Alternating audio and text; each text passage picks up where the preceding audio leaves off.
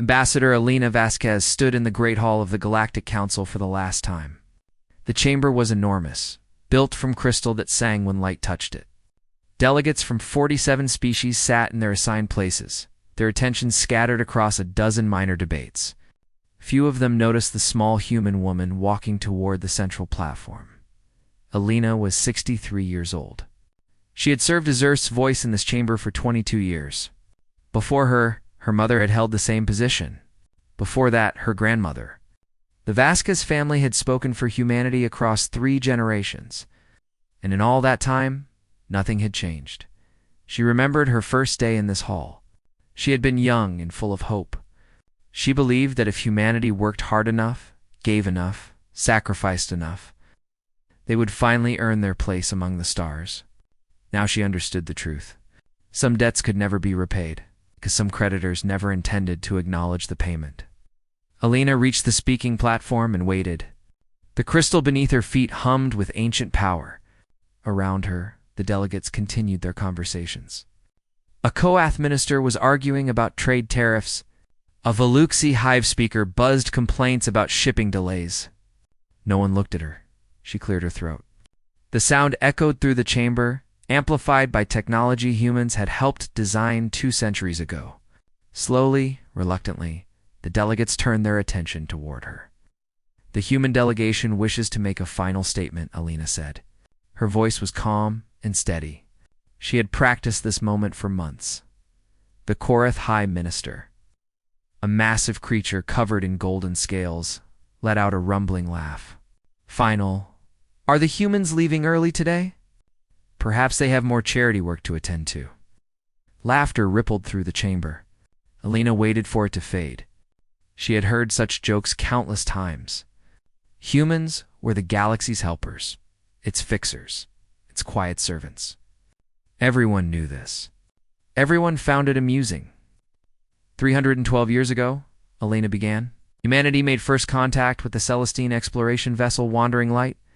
We were a young species then. We had barely reached our own moon. The Celestine could have ignored us. They could have conquered us. Instead, they offered us a choice. Join the galactic community. Learn, grow, contribute. The chamber grew quieter. Some delegates shifted uncomfortably in their seats. We chose to join, Elena continued. We chose to learn. And for 3 centuries, we have contributed. When the Veluxi hive suffered the Gray Plague, human doctors traveled to your worlds. They stayed for 40 years. They lost 17,000 of their own people to the disease. But they stayed until the plague was defeated. The Veluxi hive speaker's wings stopped buzzing. Her compound eyes fixed on Elena with sudden attention. When the Korath trade routes collapsed during the currency crisis, human economists worked without sleep for 3 years to rebuild your financial systems. They asked for nothing in return. When the Celestine homeworld faced destruction from solar decay, human engineers designed the evacuation ships that saved 8 billion lives. Those engineers are still celebrated on Celestine colonies. On Earth, their names are barely remembered. Elena paused. The chamber was completely silent now. 47 times humanity has requested a permanent seat on this council. 47 times we have been denied. The reason given is always the same. Younger species must prove themselves. We must demonstrate our commitment to galactic welfare. We must show that we are worthy. She looked around the chamber, meeting the eyes of delegates who had known her for decades. Some of them looked away. 300 years of service. Millions of human lives dedicated to helping others. And still we are not worthy. Still, we must prove ourselves. We understand now. We understand that we will never be worthy in your eyes. Not because we have failed, but because you have never truly looked at us. The Korath High Minister opened his mouth to speak, but something in Elena's expression stopped him. 6 months ago, humanity faced a crisis. 12 million refugees from the dying Kepler system arrived at our colony on Meridian 7. We had food for 3 million. We had shelter for 2 million. We had medicine for less than 1 million. We came to this council and asked for temporary aid, just enough to survive the winter, just enough to keep children from starving. Elena's voice remained steady, but her hands trembled slightly at her sides. This council debated for 6 months. You discussed procedural concerns. You argued about jurisdiction. You formed committees to study the matter. And while you debated, humanity handled the crisis alone. We rationed our food until our own children went hungry. We gave up our homes so strangers could have shelter. We worked until we collapsed. And then we worked more. She reached into her pocket and pulled out a small crystal chip. The official seal of the Human Federation glowed on its surface. 12 million refugees survived the winter. Not because of the Galactic Council, because of humanity. Because that is what we do. That is what we have always done. And we have finally realized that no amount of sacrifice will ever be enough for you. Lena placed the crystal chip on the speaking platform. It contained humanity's official withdrawal from all council affairs. 3 centuries of membership ended in a single gesture. Humanity wishes the Galactic Council peace and prosperity, she said. We will no longer participate in council affairs. We will honor our existing commitments, but we will accept no new obligations. This decision is final. It is not open to debate or negotiation. She bowed her head in the ancient human gesture of farewell. Then she turned and walked toward the exit. Behind her, the chamber erupted in noise. Delegates shouted questions and protests. The Korathai minister bellowed something about emotional outbursts and childish tantrums. Someone laughed nervously. Alina did not look back. She walked through the crystal corridors she had known for 22 years. She passed the memorial wall where human names were carved alongside the names of heroes from 100 worlds.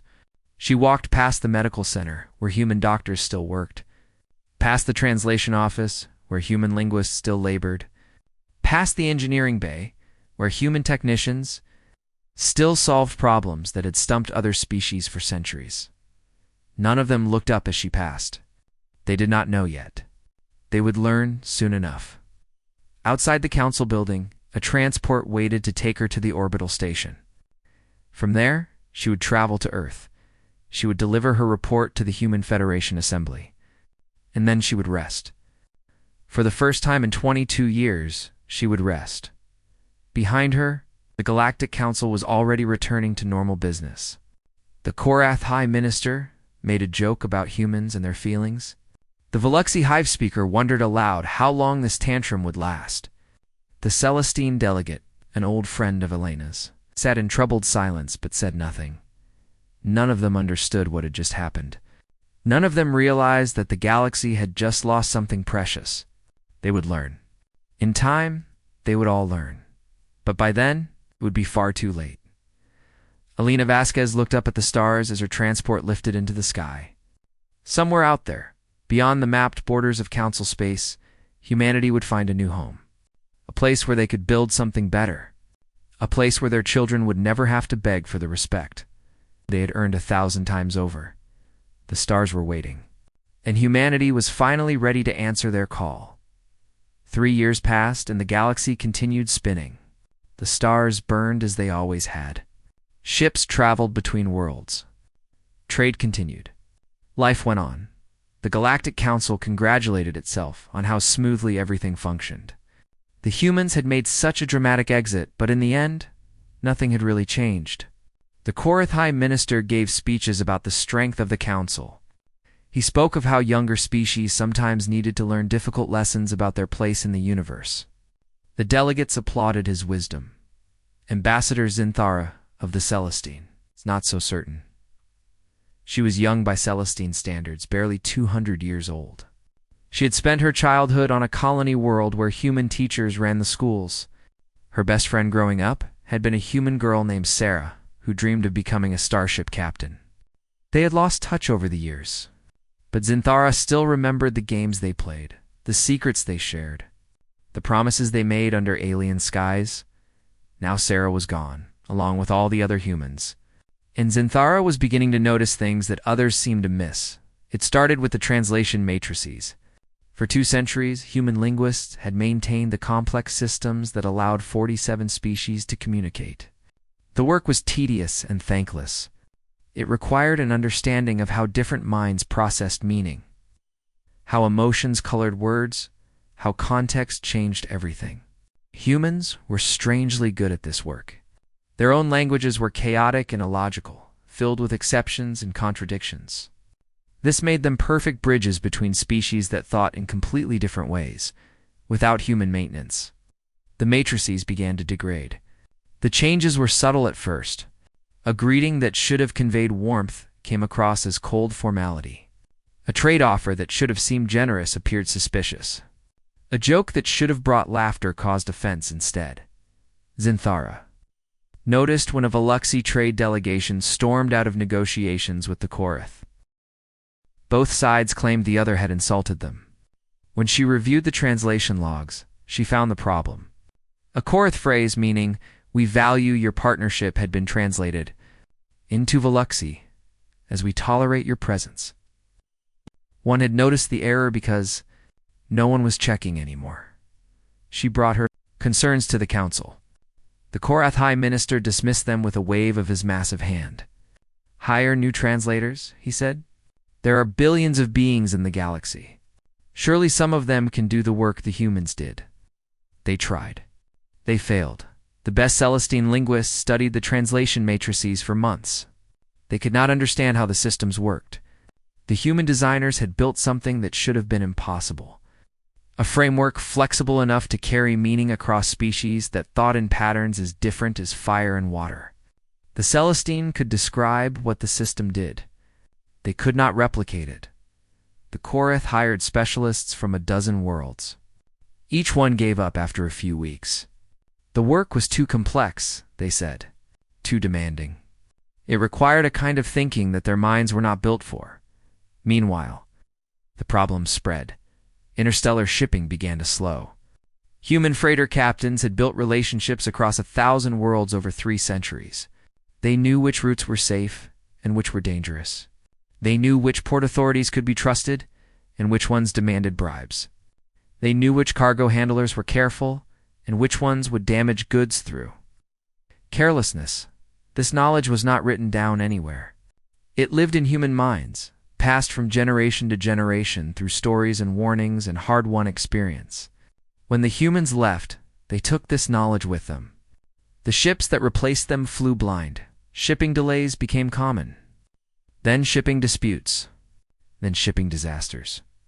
A Veluxi cargo vessel was seized by pirates in a region that human captains had always avoided. A Korath merchant fleet was cheated by a port authority that humans had blacklisted decades ago. A Celestine passenger liner ran aground on a debris field that human navigators had mapped and marked long before. Anyone else arrived in that sector? The merchant guilds reported a 23% increase in disputes during the first year. By the end of the second year, the number had climbed to 40%. By the third year, it reached 67%. Trade was the blood of galactic civilization. When trade suffered, everyone suffered. Zinthara gathered data and prepared a formal motion. She requested a council session to discuss what she called the human situation. She argued that the council needed to find the humans, apologize for past treatment, and negotiate their return. Her motion was tabled. The Korath High Minister declared that humanity would return on their own when they realized how much they needed the council. Other delegates agreed. The humans were emotional creatures. They had thrown a tantrum. Soon they would calm down and come back, grateful to be accepted again. Zinthara watched the vote with growing despair. These were the leaders of galactic civilization. They controlled fleets and economies and the fates of trillions, and they understood nothing. She began meeting with other young delegates in private. They gathered in small groups, away from the formal chambers, and shared their fears. Many of them had grown up alongside humans. They had attended human schools, worked in human businesses, fallen in love with human partners. They knew things that their elders did not. They knew that humans did not bluff. When a human said something was final, it's final. When a human made a decision, they stuck to it. This was not stubbornness or pride. It was simply how humans were built. They thought carefully before acting, and once they acted, they did not look back. The withdrawal had not been an emotional outburst. It had been a calculated decision, planned and executed with precision. The humans were not coming back. They had never intended to come back. Zinthara tried to explain this to the older delegates. They did not listen. They could not imagine a universe where the quiet little helpers who had always been there would simply choose to leave. Humans were useful, yes. Humans were hardworking, yes. But humans needed the council. Everyone needed the council. They were wrong. And by the time they realized their mistake, the galaxy would be a very different place in her private quarters. Zinthara looked out at the stars and thought about her old friend Sarah. She wondered where she was now. She wondered if she was happy. She wondered if there was any way to undo the damage that centuries of indifference had caused. The stars offered no answers. They simply burned in the darkness, as they always had, as they always would. But somewhere out there, beyond the mapped borders of council space, humanity was building something new. They were not angry. They were not bitter. They were simply finished with waiting for respect that would never come. The galaxy would miss them soon. The galaxy would miss them terribly. But by then, humanity would be gone. The Gray Plague returned in the 7th year. It began on a remote Veluxy colony world, in a nursery where thousands of larvae were preparing for their transformation into adult forms. The caretakers noticed the first symptoms on a quiet morning. Gray patches appeared on the larvae's skin. Their movements became slow and painful. Within days, the patches spread across their entire bodies. Within weeks, the larvae began to die. The Veluxy medical corps responded immediately. They had defeated this plague once before, with human help. Surely, they could defeat it again. They accessed the treatment protocols that human doctors had developed 2 centuries ago. They gathered the medicines that human researchers had created. They prepared to fight, but something was wrong. The treatment protocols were incomplete. Critical steps were missing, marked only with notes that said consult human medical team for details. The medicines worked partially, slowing the disease but not stopping it.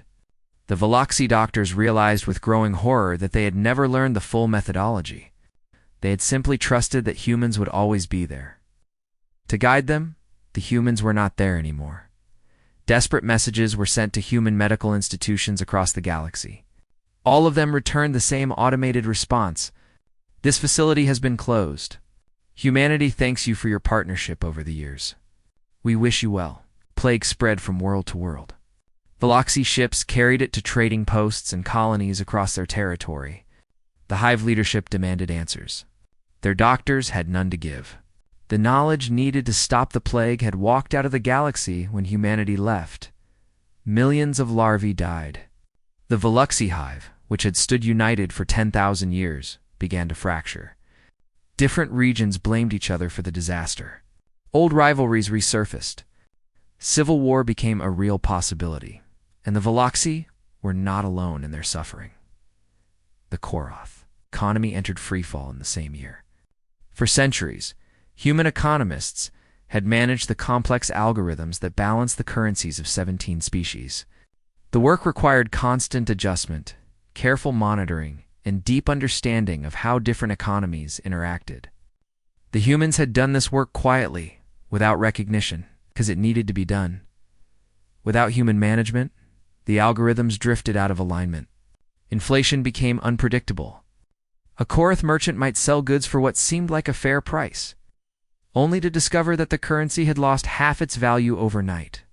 Investment became impossible when no one could predict what money would be worth tomorrow. 3 major Koroth trade houses collapsed in a single month. Millions of workers lost their jobs. Retirement savings became worthless. The golden prosperity that the Karath had enjoyed for generations crumbled like sand in a storm. The Karath High Minister blamed everyone except himself. He blamed the humans for abandoning their responsibilities. He blamed other species for not helping enough. He blamed his own people for not working hard enough. He never once considered that the problem might be simpler than that. He had laughed when the humans left. Now, the joke was on him. But the worst news came from the borders of council space. The Drath hegemony had watched the galaxy for thousands of years. They were an ancient species, cold and patient, who believed that strength was the only virtue that mattered. They had considered invading Council space many times over the centuries. Each time they had decided against it. The risk was too great. The cost would be too high. One factor had always influenced their calculations. The humans, the Drath, had studied humanity carefully. They observed a species that was unremarkable in almost every way. Human soldiers were adequate, but not exceptional. Human technology was competent, but not superior. Human numbers were significant, but not overwhelming. Yet somehow, humans were everywhere. They had friends on every world. They knew secrets about every species. They had connections that stretched across the entire galaxy. And most disturbing of all, they had never lost a defensive war. Not once in 3 centuries, the Drath could not understand how this was possible. They only knew that it was true. And so they stayed away, unwilling to fight an enemy they could not comprehend. When humanity withdrew from Council space, the Drath noticed immediately. Scout ships began probing the borders. At first, they were cautious, testing defenses, gathering information. When no response came, they grew bolder. They penetrated deeper into Council territory. They mapped military installations, studied fleet movements, and identified weaknesses. The Council's military commanders reported these incursions with growing alarm. The Drath had never been this aggressive before. Something had changed. Something had made them confident. Zinthara understood what had changed. The humans were gone, and the Drath knew it. She finally forced a vote on her motion to contact humanity. The crisis had grown too severe to ignore. Even the Korath High Minister could no longer pretend that everything was fine. The motion passed by a narrow margin. A delegation was assembled with great ceremony. The finest diplomats from a dozen species were chosen to represent the Council. They would travel to Earth, apologize for past treatment, and negotiate humanity's return. They carried gifts and promises and carefully prepared speeches. They found nothing. Earth's orbital stations floated dark and empty in the void. The great cities were abandoned but not destroyed. Everything was clean and orderly, as if the humans had simply stepped out and would return at any moment. But they would not return. The delegation searched for days and found only silence. Finally, they discovered a message beacon in high orbit. It activated when their ships approached, broadcasting a single recording. Humanity has relocated beyond Council-mapped space. We wish you well. Please do not attempt to find us. That was all. No explanation. No negotiation. No hope. The delegation returned to the Council and delivered their report. The chamber fell silent as the truth sank in. Humanity was not sulking. Humanity was not waiting for an apology. Humanity was simply gone. Zinthara watched the faces of the delegates as they struggled to understand. For centuries, they had taken humans for granted. They had assumed that the quiet helpers would always be there, always willing to serve, always ready to solve problems that others could not solve. Now the helpers were gone, and the galaxy was falling apart. The Veluxi hive was dying. The Korath economy was collapsing. The Drath were massing at the borders. And somewhere beyond the stars, humanity was building a new life.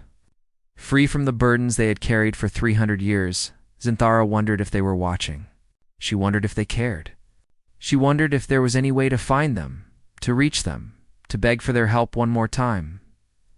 But deep in her heart, she already knew the answer. Humanity had given everything they had. They had received nothing in return, and now they were done. The galaxy would have to save itself, or it would fall. 12 years after humanity's departure, the Galactic Council convened an emergency session for the 93rd time that cycle. The crystal chamber that had once rung with confident voices now echoed with desperation and fear. 4 star systems had fallen to the Drath hegemony. Their fleets moved through Council space with terrible efficiency, crushing resistance wherever they found it. Refugee ships streamed away from the border worlds, carrying survivors who had lost everything. The Council's military commanders spoke of defensive lines and strategic withdrawals, but everyone knew the truth. They were losing. The Veluxi hive had fractured into 7 warring factions.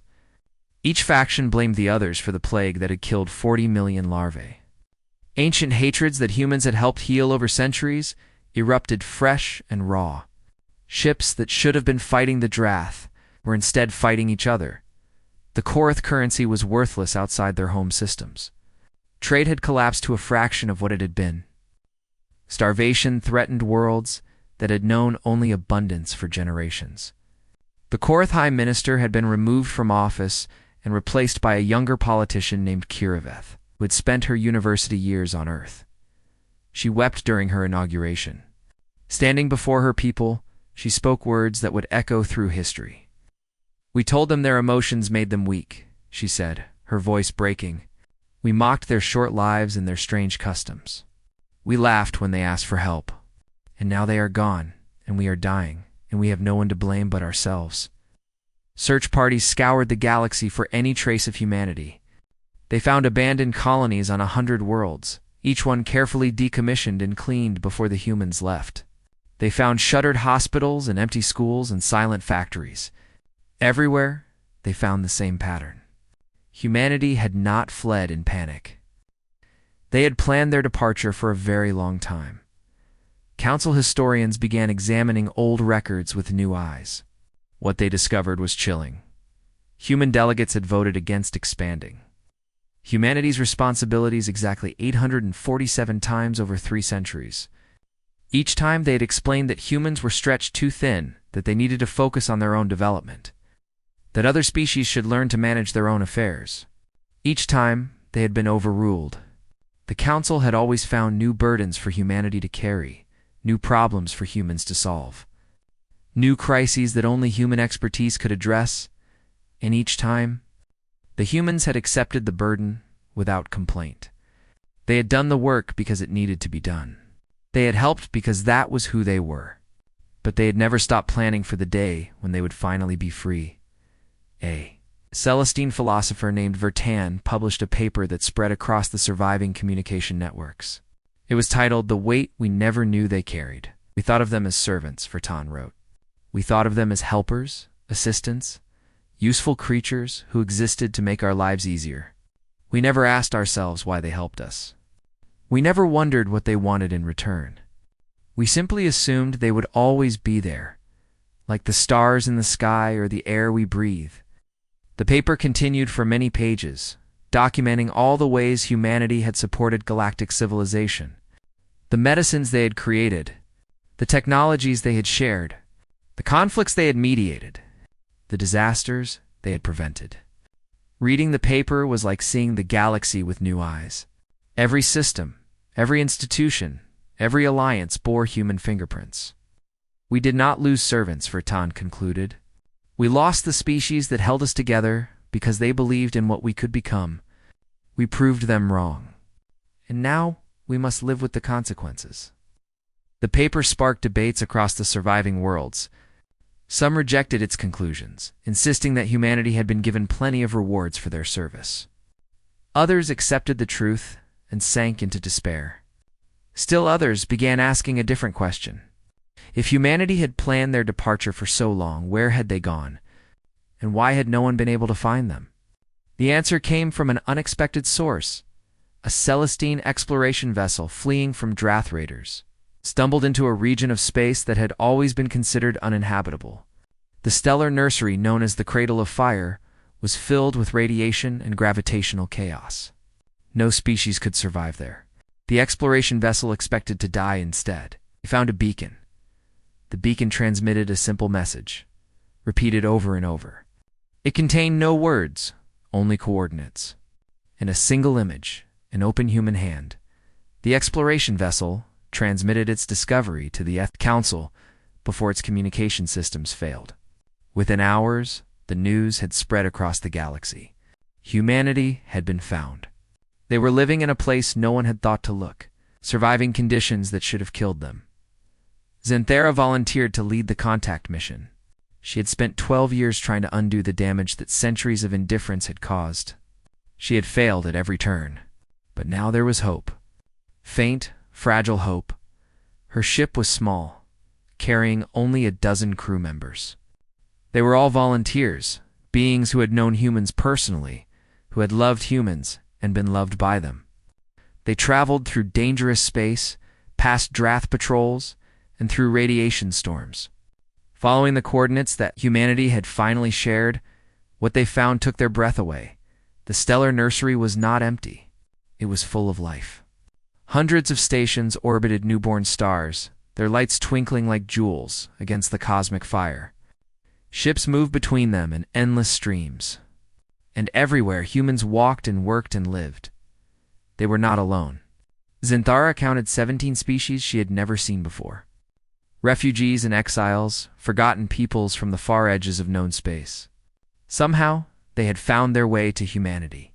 Somehow, humanity had welcomed them. The humans had not stopped being helpers when they left the council. They had simply started helping beings who actually appreciated their kindness. Zinthara's ship was guided to a large station orbiting a young blue star. Human officials greeted them politely, but without warmth. They were escorted through corridors filled with beings from dozens of worlds, all living together in apparent harmony. Finally, they reached a simple office where a human woman waited.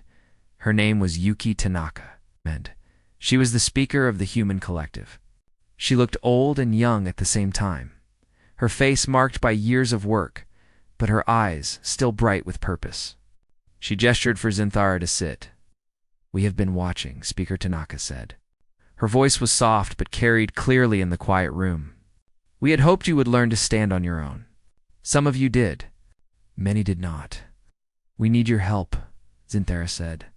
The words felt bitter in her mouth, but they were true. "The Drath are destroying us. Our economies have collapsed. Our peoples are dying. We cannot survive without you." Speaker Tanaka was silent for a long moment. Her expression was unreadable. 12 years ago, we asked you for help," she said finally. "Do you remember what happened?" Zinthara remembered. The council had debated for 6 months, while human children starved. She lowered her head in shame. "I remember," she whispered.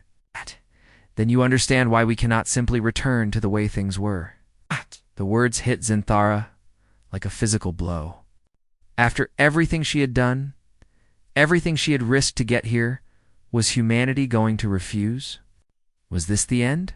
Speaker Tanaka leaned forward, and something softened in her expression. However, she said, "We are not without compassion. We left because we needed to be free, but we never stopped caring about the beings we left behind. We have been working on a solution, one that might save your people without condemning ours to serve again."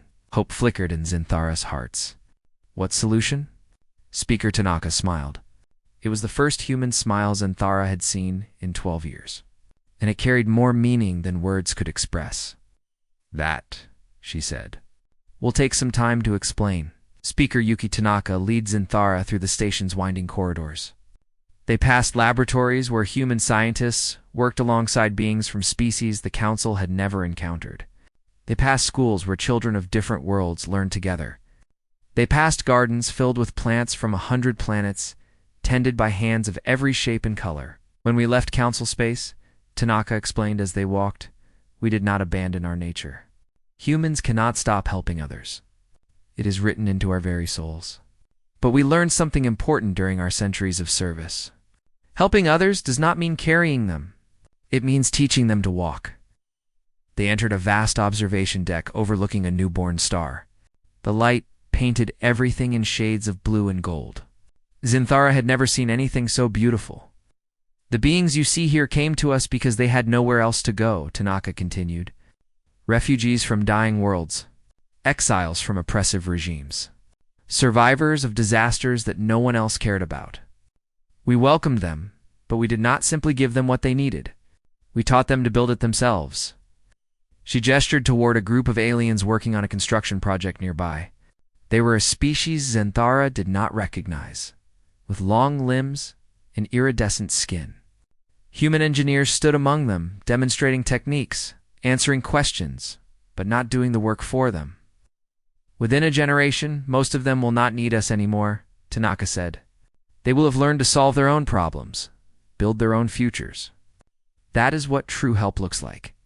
Not endless service, education, empowerment, freedom."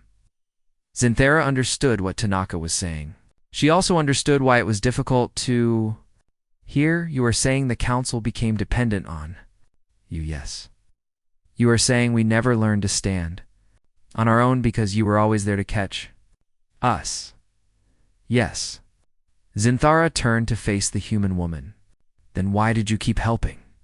For 300 years, why did you carry us instead of teaching us to walk? Tanaka's expression grew sad. Because you would not let us teach you. Every time we tried to step back, you demanded we do more. Every time we tried to share our knowledge, you dismissed it as inferior. You wanted servants, not teachers. And for too long, we gave you what you wanted instead of what you needed. The words stung because they were true. Zinthara thought of all the times she had seen humans offer training programs that were rejected, knowledge-sharing initiatives that were ignored, partnerships that were converted into one-sided obligations. The council had always preferred human hands to human lessons. What happens now? Zinthara asked. Tanaka led her to a large screen that displayed a map of the galaxy. Council space was marked in fading colors, shrinking as Drath territory expanded. But there were other marks on the map, symbols that Zinthara did not recognize. We will not rejoin the council, Tanaka said firmly. We will never again be your silent laborers, your overlooked problem solvers, your convenient servants. That chapter of our history is closed forever. Zinthara's heart sank. After everything, after 12 years of regret and desperate searching, was humanity truly going to abandon them? However, Tanaka continued, we are willing to be your partners. True partners with true equality. You will credit the work we do. You will listen when we speak.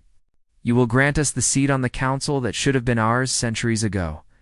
And most importantly, you will learn to do for yourselves what we have done for you. You will teach us. Yes, not because we must, but because we choose to. Because we still believe in what the Galactic Council could become. Because despite everything, we still care about the beings we left behind. Zinthara felt tears forming in her eyes. Hope was a painful thing after so many years of despair. What about the Drath? She asked. Their fleets are destroying us. Even with your help, it will take years to rebuild our strength. We do not have years. Tanaka smiled, and there was something sharp in that smile. Something that reminded Zinthara that humans were not just helpers. They were survivors, strategists, thinkers who played games that spanned centuries. The Drath had been receiving very detailed intelligence about Council fleet movements, Tanaka said. Information about patrol routes, defensive weaknesses, supply lines. We provided that information. Zinthara stared at her in shock. You helped them attack us. We gave them a choice, Tanaka replied calmly. The same choice we gave you? We showed them exactly how to destroy the Council. We made conquest seem easy, inevitable, unstoppable. Why would you do that? Because we also gave them something else. We provided equally detailed intelligence about their own weaknesses. Information about the cracks in their hegemony. The rebellions brewing in their conquered territories, the economic pressures that threatened to tear them apart. We showed them exactly what would happen if they committed fully to a war of conquest. Tanaka touched the screen, and new information appeared. Drath fleet dispositions, supply chains, internal communications. The humans had infiltrated the hegemony completely. They knew everything. Right now, the Drath commanders are receiving a message from their analysts. The message tells them that conquering the Council would cost them everything they have. Their economy would collapse under the strain. Their conquered peoples would revolt. Their hegemony would shatter into 100 warring fragments.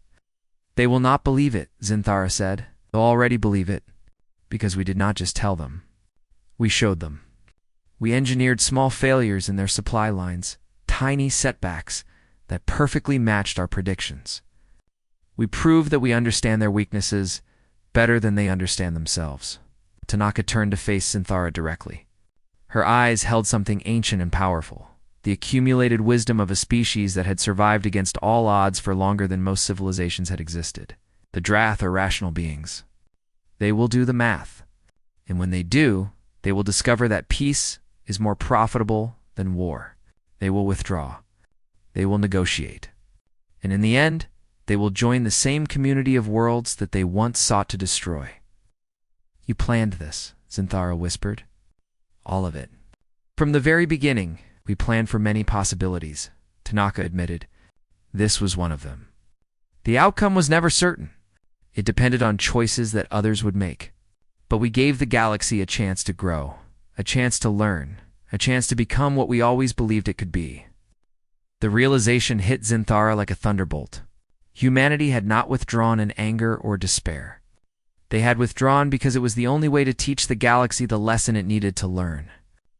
They had let the Council suffer just enough to understand what had been lost. And then they had returned to build something better. You never gave up on us, Zinthara said. No. Tanaka agreed. We never did. The treaty that ended the conflict was called the Tanaka Accords. It established the first true interstellar partnership. Not a hierarchy of elder and younger species, but an alliance of equals. Humanity received their seat on the Council. More importantly, they received the respect they had earned over 3 centuries of service. The teaching programs began immediately. Human experts traveled to every world, sharing knowledge that had been hoarded for too long. Medical techniques that could save millions of lives. Economic principles that could stabilize currencies. Engineering methods that could build better futures. The lessons were difficult, but the students were eager. The Veluxi Hive reunited under leaders who had learned the value of cooperation. The Korath rebuilt their economy with human guidance and their own hard work. The Celestine emerged from isolation and began building bridges to species they had dismissed for millennia, and the Drath, faced with the choice between mutual destruction and mutual prosperity, chose to join the community of worlds. It was not an easy transition. Old hatreds did not vanish overnight, but slowly, carefully, the galaxy began to heal. History would remember the 12 years of humanity's absence as the silence. Philosophers would debate for centuries what it revealed about civilization, about gratitude, about the quiet power of those who serve without recognition. But on the anniversary of the Tanaka Accords, across 1,000 worlds, billions of beings observed a new tradition. They called it the Day of Gratitude. On that day, every species in the galactic community took time to acknowledge the contributions of others. Teachers were thanked by their students. Workers were praised by their communities.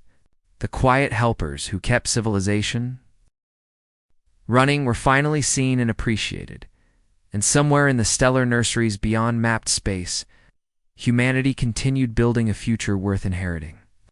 They were no longer alone in their mission. They had partners now, friends, equals who understood what had been given and what had been learned. The stars burned in the darkness, as they always had, as they always would.